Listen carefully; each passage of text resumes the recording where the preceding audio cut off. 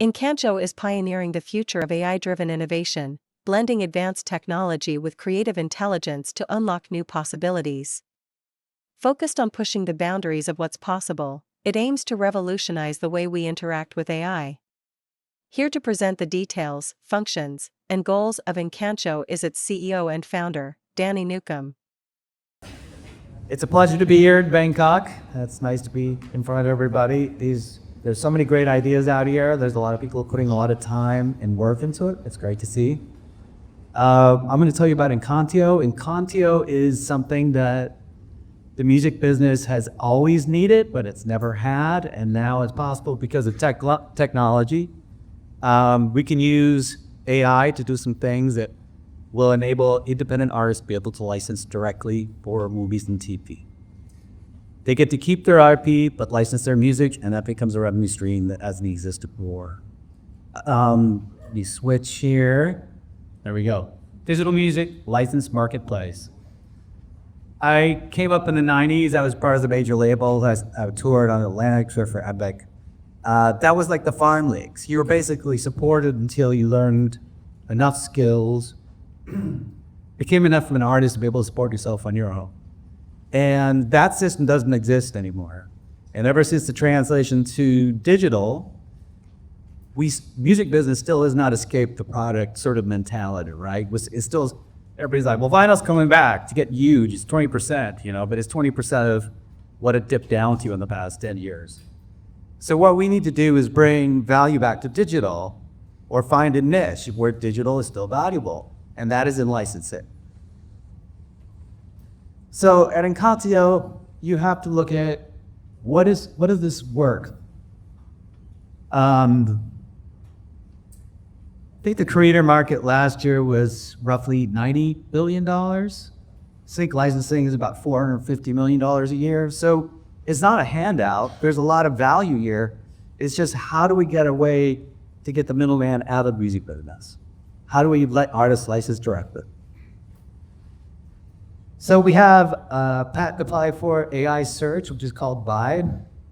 And it searches features, it matches features, does similarity search, but it also has filters in it for locality and language, which is a really big deal because music is culture, culture is local. And I think a lot of people who are in artist communities understand this and know it, but if you go on Spotify and you just search randomly, get random suggestions, they don't tell you sort of the nexus of where that music came from, the city, the geography, the history, and that is something I really want to support. So over here, artists come in. We're the only non-gatekeeping licensing platform.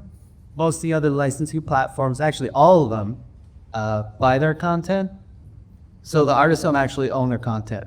They clear a lot of it, and they do some screening, but we are using automated copyright screening, and then we use AI for recommendation and tag.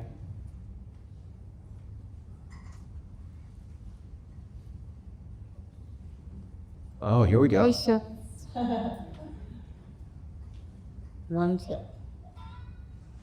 The other part of our catalog too is that it's dynamic because artists control it, so you constantly get a new content in.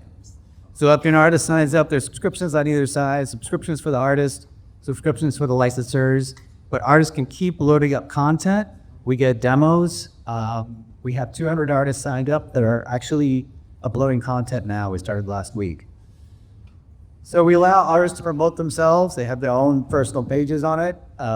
This is useful, I think, for promoting brand, but also for them to promote music they're proud of.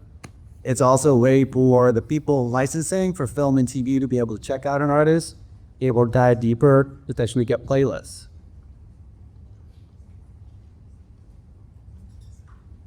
So we can switch a couple of different ways with our Vibe AI search. It works very well.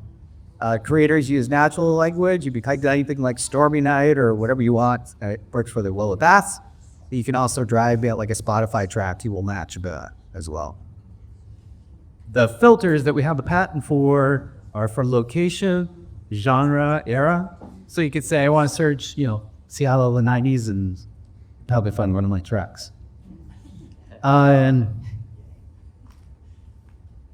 So basically, on the other side, the licensor side, we're doing something that hasn't been done before. There as well, anytime someone licenses a track, they have to start a project. When they start a project, they go to a licensing tier. They only find music that's recommended for that tier and that use. We also can track where a song has been placed, or if it's been used at all, which is very valuable. Whoops. Go back. Was time.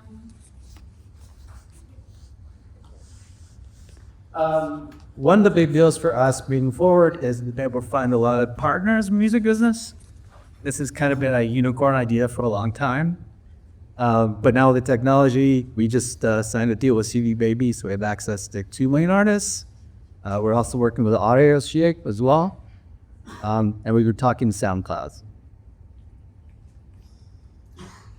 There's Audio Shake, could do stem splitting, AKM music. We have access to their data set for 1 million songs to be able to train our filters and for tools, which has actually turned out to be a really important deal for us. You go to the other side of the stage, swelling out the time lapses. Other side of the stage, swelling out the camera. The camera. I didn't sound a waiver. They need to rise to that. Yeah. CD Baby, we already signed an agreement. We're starting with the beta artists next week. AIMS, we use core search technology partners. A2IM is the largest group of aligned independent labels, over 700 labels and hundreds of thousands of artists. And lately we just started talking with Disco and are moving forward with the partnership. For those of you who know the industry, Disco is the main platform for all music sharing in space and TV. So that puts us right in the nexus of how business is done and lets us bring independent artists in and levels the playing field for those. Thank you very much.